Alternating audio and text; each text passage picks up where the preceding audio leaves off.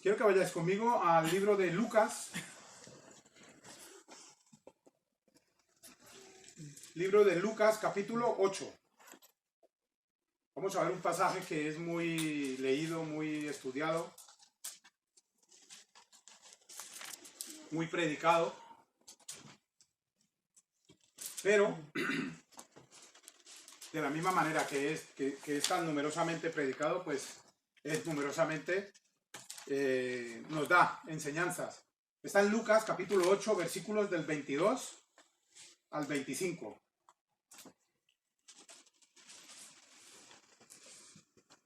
Vamos a ponernos en pie, en reverencia a la palabra de Dios. Y dice así la palabra de Dios. Aconteció un día que entró en una barca con sus discípulos y les dijo, pasemos al otro lado del lago, y partieron. Pero mientras navegaban, él se durmió. Y se desencadenó una tempestad de viento en el lago, y se anegaban y peligraban. Y vinieron a él, le despertaron diciendo, Maestro, Maestro, que perecemos.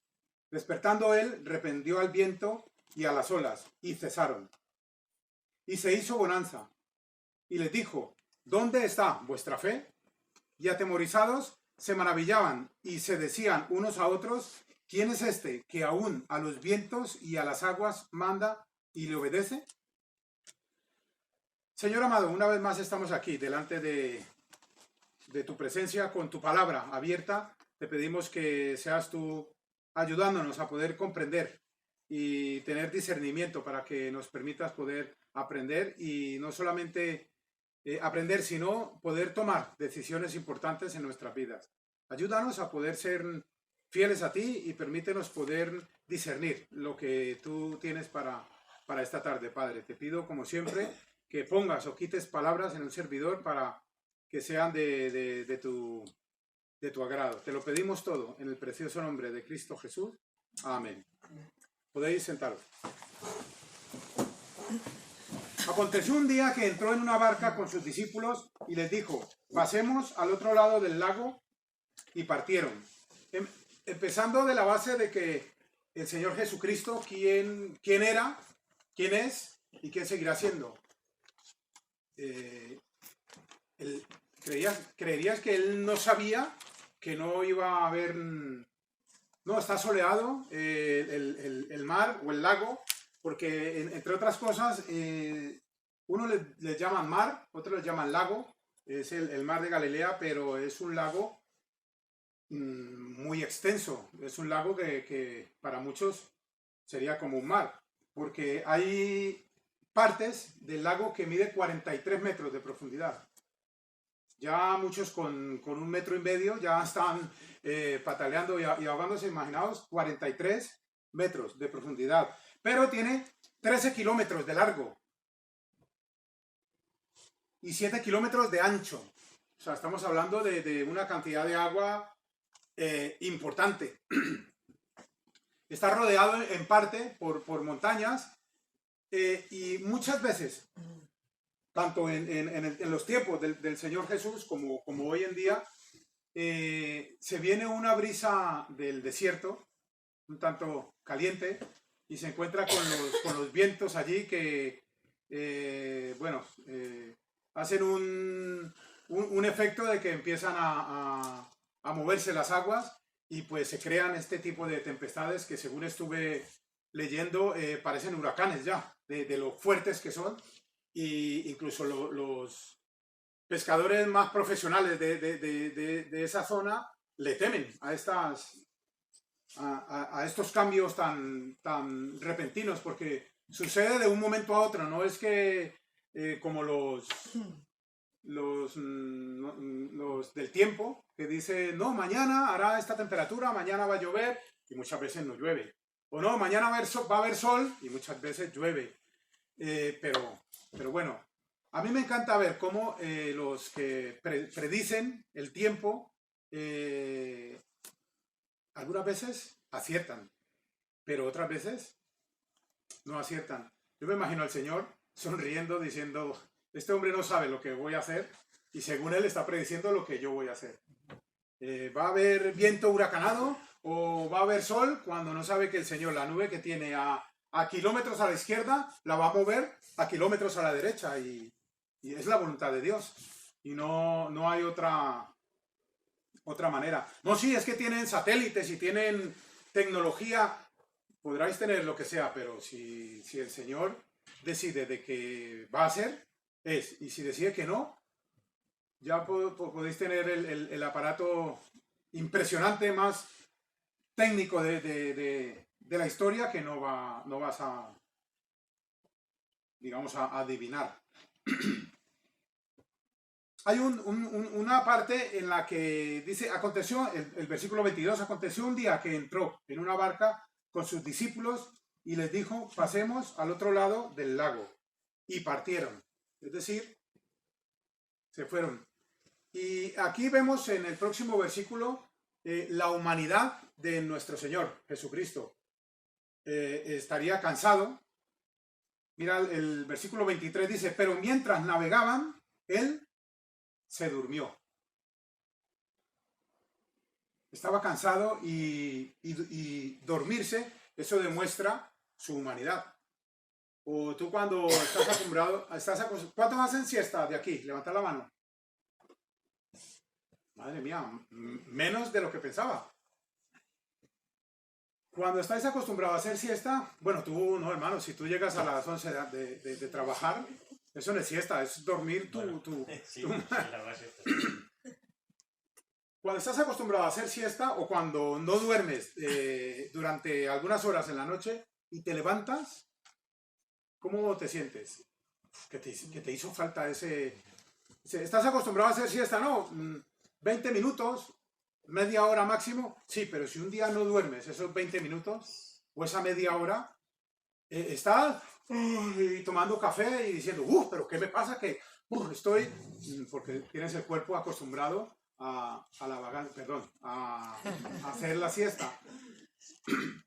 El Señor Jesucristo aquí no es que estuviese acostumbrado a hacer la siesta, es que estaba predicando su palabra desde mucho antes y cuando vio un momento, pues dijo, pasemos al otro lado del río y en ese transcurso, pues en su humanidad dijo, este es mi momento para poder descansar y tal cual se quedó dormido. Pero cuando se quedó dormido, como dice la segunda parte del versículo 23, y se desencadenó una tempestad de viento en el lago, y se anegaban y peligraban. ¿Habéis estado alguna vez en un barco? ¿Tú, hermano José, alguna vez habéis estado en un barco? Pues yo sí que he estado alguna vez, pero nunca y Dios me libre de pasar cosas de estas en que tú ves cómo se menea el barco. Yo me he visto vídeos de buques impresionantes, de cruceros, de no sé cuántos metros, y se ven tan así, de pequeñitos en el mar cuando se levantan esas olas impresionantes. Eso es para espantarse, es para temer por tu vida.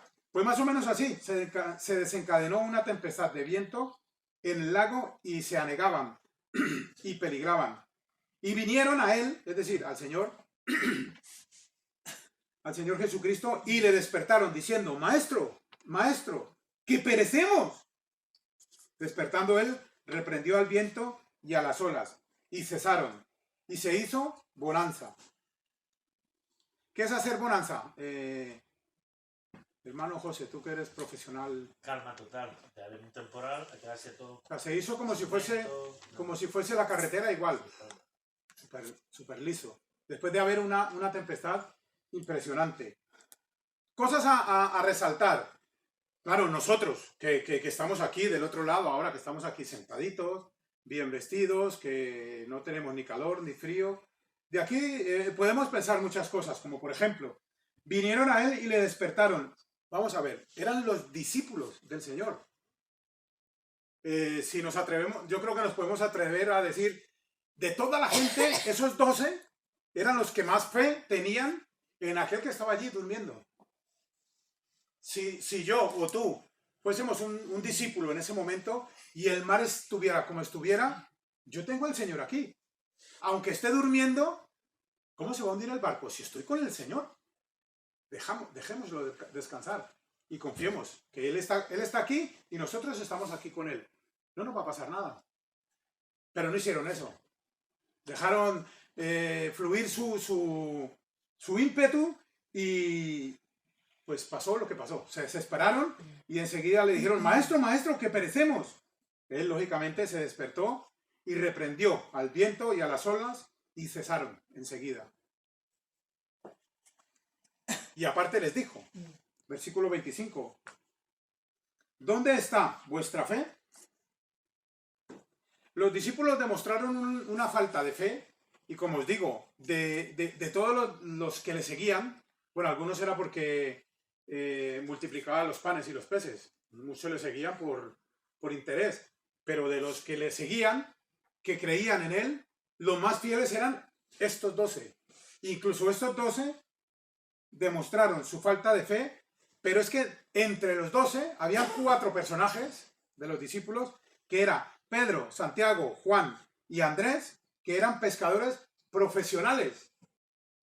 No estaban allí aprendiendo a ver cómo... No, llevaban muchos años en la faena y sabían los temporales, sabía cómo iba todo el tema. Incluso ellos se sorprendieron del tiempo que estaba haciendo y también se asustaron y entre ellos lógicamente estaban los que le decían, maestro, maestro, que perecemos. Estos pescadores profesionales y los que no,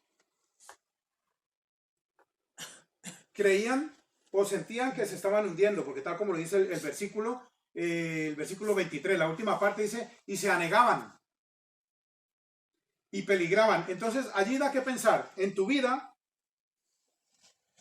vamos a suponer que tú eres un barco, cada uno imaginaos el barco que seáis, no quiero decir a qué barco os parecéis cada uno, o me parezco, cada uno, y el mundo es el mar. ¿Por qué digo el mundo? Porque del mar no te puedes fiar. Con lo cual, del mundo, igual. Puedes ir en el mundo, pero sabes que no eres del mundo. Tú puedes ir en una barca, pero sabes que no eres del agua. Como te hundas, te ahogas. No eres de allí. Tampoco somos del mundo. Estamos en el mundo, pero no somos. Y cuando se vienen esas tempestades en nuestras vidas, como por ejemplo las pruebas, los problemas, las deudas, problemas de salud, problemas familiares, problemas espirituales incluso, ¿qué pasa con nosotros? Solo hay una única diferencia entre este caso y nosotros, que nosotros no tenemos al Señor durmiendo. Nosotros tenemos al Señor en todo momento, atento a lo que nos pueda pasar. ¿Por qué dudamos? Porque, o sea, para juzgar decimos, es que los apóstoles de verdad, estos discípulos, sabiendo a quién tenían allí, y dudaron. ¿Y tú qué haces? ¿O yo qué hago? A la mínima, el primer problema que hacemos. Podemos estar de noche en casa y se va la luz, ¿y qué es lo primero que haces? Te asustas. Así sea una milésima de segundo, tú dices, ¿qué ha pasado? Ya eres una persona consciente, entonces tú dices, no, cojo mi móvil, pongo la linterna pero, vale, eso hablando físicamente, pero en tu vida, cuando tienes un momento de eso, de que como que se va la luz, te quedas a oscura, no sabes para dónde ir. ¿Cuál es la luz en ese momento para ti? Jesús. Y muchas veces se nos olvida que tenemos al Espíritu Santo en nosotros y vamos a buscar luz donde no hay. Es que yo necesito solucionar este problema, pero claro, dejadme a mí, que yo soy el experto, voy a solucionar esto. Con la ayuda del Señor lo voy a hacer, pero no le has pedido ayuda a Él. ¿Tú crees que diciéndolo, ya, es como una especie de talismán, ¿no? No, con la ayuda del Señor lo voy a hacer, pero lo haces. No consultas al Señor. No oras al Señor, no pides consejo para que te dirijan de parte del Señor y digas, pues esa no es la luz que yo necesito para esta oscuridad en la que me encuentro. La mejor luz es esta, y es cuando el Señor actúa en nuestras vidas. Tienes que tener en cuenta que tú, como siendo un barco, ¿tú sabes por qué se hunde un barco? Es una cosa muy sencilla, pero da mucho que pensar. Un barco no se hunde por el agua que tiene fuera, en el mar. No, claro, es que el mar, imagínate este lago, había sitios de 43 metros de profundidad. Hombre, claro que se iba a hundir mi barca. No, la barca no se hunde por el agua que hay fuera. La barca se hunde por el agua que tienes dentro. Y muchas veces en nuestras vidas, con las cosas del mundo, nos gusta jugar tanto que dejamos entrar las cosas del mundo en nuestra barca. Y cada vez más, hasta que llega un momento que tu barca se puede estar hundiendo, no porque estás en el mundo, sino porque estás dejando entrar cosas del mundo en tu vida cuando realmente lo que el Señor espera es que en lugar de dejar entrar, tienes que sacar. Pero no lo hacemos. Muchas veces nos hundimos en cosas del mundo que no tenemos por qué estar, pero estamos, y le metemos la culpa a Dios. O le metemos la culpa a mi hermano, o a mi hermana, o al pastor, o a aquella iglesia, o a aquella otra, cuando realmente la culpa es mía y es tuya. No, es que en esta iglesia no me siento bien, me voy a otra. Y a los 6, 8 meses, no, es que en esta iglesia tampoco me siento bien, me voy a otra, y así te la pasas. Como una pelotita de ping-pong, de aquí a allá, y llegas a la conclusión, después de visitar, yo qué sé, 10, 15 iglesias, vas a decir, es que no hay ninguna iglesia buena. Y nunca te has detenido a pensar que no es que sea buena o mala la iglesia. Nunca te has detenido a pensar que el malo eres tú.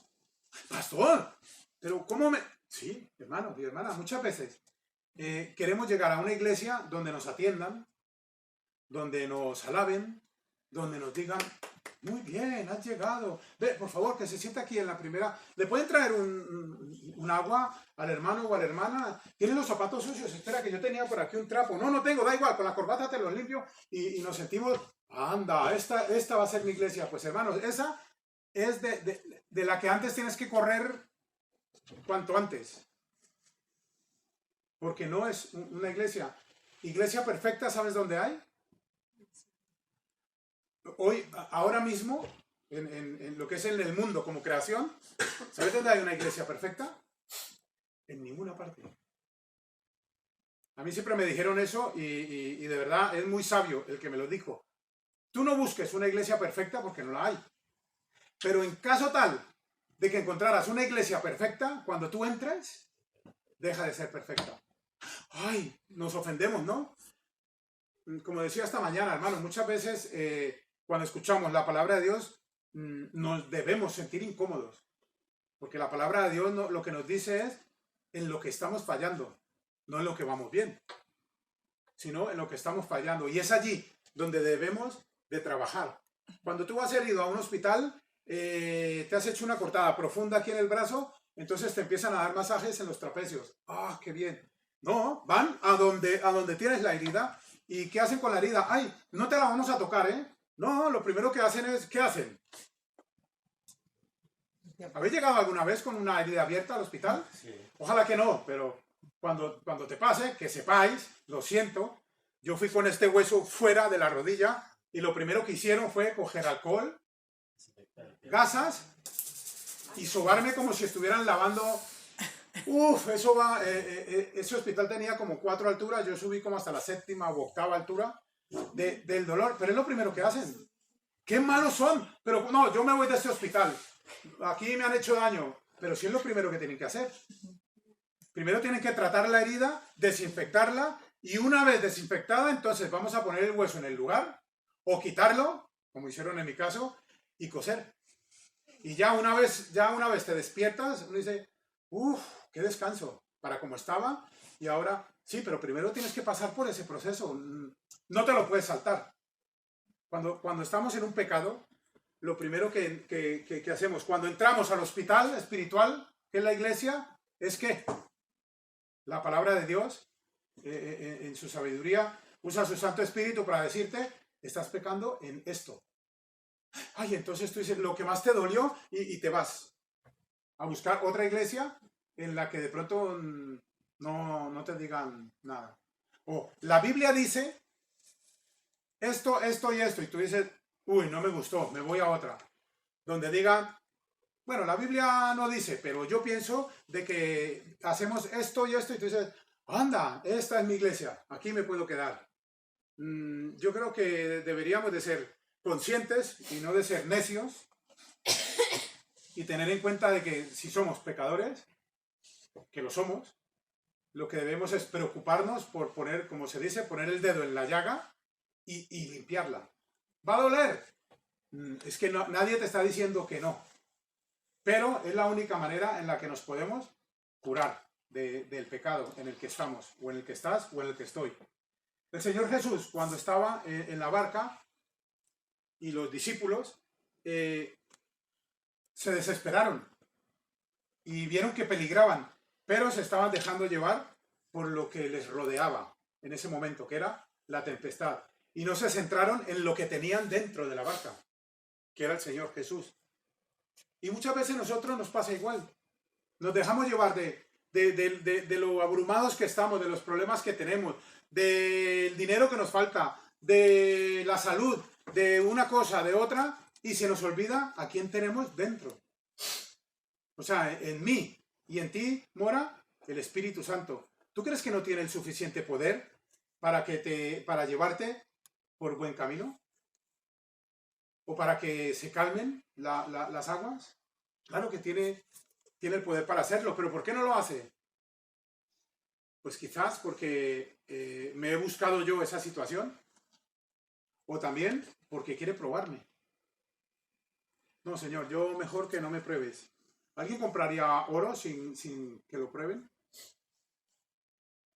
¿Cuánto cuesta el kilo de oro? No tengo ni idea. Perdón, el kilo, 1 gramo de oro. Hasta que lo averigüé, costaba, a ver si no lo...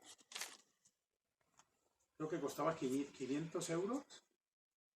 Ya no recuerdo, pero vamos, que costaba mucho dinero. De hecho, se me perdió el anillo de matrimonio y quise mandarlo a hacer aquí en España y me salían más de 600 euros. Digo, ¿a dónde vas? Yo quiero mucho a mi esposa, pero al anillo no lo quería tanto tampoco. Me quedo mejor con mi esposa. Me tocó mandarlo a hacer a Colombia, que lógicamente al cambio salía mucho más barato y pues encima que fue mi madre la que me lo regaló, pues me salió aún mucho más barato. Gracias, madre, aquí lo tengo aún, no lo he tirado. Pero ¿alguien es capaz de comprar algo sin probarlo? Oye, voy a comprarme un coche. Sí, por teléfono. Sí, te lo vendo. ¿Cuánto cuesta? 5.000 euros, vale. Ahí te envío el Bizum. Vale, mándamelo. Ah, sí, y entonces te lo traen y... ¿Quién hace eso? Lógicamente, si voy a comprar un coche, perdona, primero tengo que ir. ¿Cuál es el coche? Mirarlo. Uy, esto está roto. Uy, esto. Uy, le hace falta echarle aire a las ruedas. Uy, sale fallo de motor. Esto aquí me tenéis que rebajar. Esto no puede ser. Pero una vez lo compras y te llega ese coche con las ruedas pinchadas y con fallo de motor, ¿pero tú qué haces? ¿Ya lo has comprado? Y entonces ahí, ¿qué vas a decir? ¡Ay, es que yo tenía que haber! Y lo que el Señor quiere es que no lleguemos al punto de decir, yo tenía que haber hecho, sino que lo hagamos antes. Pues de la misma manera el Señor nos prueba, no para Él saber si tú puedes o no puedes, que esa es otra. Muchas veces pensamos, no, el Señor me está probando para saber, para Él saber si yo puedo o no puedo pasar esta prueba. ¿Tú crees que Dios no sabe? El Señor te está probando para que tú sepas si puedes pasar o no puedes pasar esa prueba. ¿O tú crees que cuando Dios le dijo a Adán, ¿dónde estás? Dios no sabía dónde estaba. El que no sabía dónde estaba era Adán. Y cuando Dios nos prueba, no es para probarnos, para Él saber a ver si tú... Cuando Él nos prueba es para que tú sepas, a ver si puedes pasar esa prueba y hacerte más fuerte. De todas maneras, hermanos, el Señor, aparte de que mostró su humanidad, también mostró su deidad. En el versículo 24, la segunda parte donde dice, despertando Él, reprendió al viento y a las olas, y cesaron. y quedó el mar como si fuese el suelo, supremamente calmado. Como dice, se hizo bonanza. Allí demostró su deidad. De hecho, lo demostró de tal manera que los mismos discípulos que le estaban siguiendo hace mucho tiempo ya, dijeron en el versículo 25, y atemorizados se maravillaban y se decían unos a otros, ¿quién es este que aún los vientos y las aguas manda y le obedecen? Estaban maravillados de ver lo que el Señor Jesucristo había hecho. No solamente le había sorprendido haciendo milagros, sanando a las personas, sino que ahora incluso al aire y al agua le hablaba y estos le obedecían. ¿Quién tiene ese poder? Estaban supremamente sorprendidos. Nosotros, ellos sabían solo esto, que esas otras, sabían solo los milagros que habían hecho en ese tiempo con el Señor y sabían lo que acababa de hacer. Pero ¿tú qué sabes de Dios? Algunas cosas así por encima. Fue capaz de abrir el Mar Rojo, que el pueblo pasara en seco, que eso es otro milagro. Imaginaos abrir las aguas del mar y que no haya fango, que esté todo seco. Pero es que cuando tú pasas, que vayan pasando los enemigos y vuelvan las aguas a su cauce. Las aguas de Mara estaban amargas y tiraron un tronco y se volvieron dulces, pudieron beber agua. El agua de la peña, o la peña, cuando Moisés la golpeó, salió agua. La segunda vez, cuando Moisés la volvió a golpear, que no tenía, pero no tenía que haberla golpeado, también salió agua. Y si nos ponemos desde mucho antes, cuando estaban en Egipto, hasta cuando entraron a la tierra prometida, si nos ponemos a investigar milagro por milagro que hizo Dios, imaginaos lo que Dios es capaz de hacer. Ha sido capaz de hacer eso y lo que es capaz de hacer hoy en día. Y aún así, dudamos. Aún así nos desesperamos. Aún así hacemos caso omiso a sus mandatos y queremos hacer lo que nos da la gana. Lo que queremos. Lo que a mí me parece, yo creo, yo lo veo a bien. Sacamos un versículo así con pinzas porque te gusta ese versículo, pero nunca lees el contexto real. Entonces, tenemos que tener en cuenta de que nosotros estamos en el mundo, pero no somos del mundo. Y somos como si fuésemos una barca, pero el Espíritu Santo está en nosotros. Así que, hermanos, si queréis, no llevéis nada hasta el momento. Solamente quedaros con que el Señor está en nosotros porque nos ama. Es que no sé si de pronto te ha quedado claro que tú eres salvo por amor. No sé si aún tienes claro de que Él dejó su deidad, no estimó, es Él, el ser igual a Dios, y murió en la cruz por mí. Murió en la cruz por ti. Eso es lo que tenemos que tener en cuenta. Aparte de que el Señor Jesucristo era, es y seguirá siendo Dios, que no nos diga. Eso sí que quiero que os grabéis en vuestro corazón. Que no os pregunte lo que dice en el versículo 25. ¿Dónde está vuestra fe? Todo lo contrario, que podamos decir nosotros, confío en el Señor. Pero, claro, el confiar en el Señor, ¿qué implica? Implica demostrar. Demostrar que Cristo, aparte de mi Salvador, es mi amigo. ¿Y tú cómo te fías cuando alguien es un conocido? O sea, si entran estos hermanos y lógicamente vosotros no lo conocéis, diréis, bueno, no, tenemos que irnos. Y ellos dicen, no, nosotros esperamos aquí al pastor. Si queréis, podéis ir, que nosotros lo esperamos. Vais a decir, yo es que no los conozco, yo no me fío.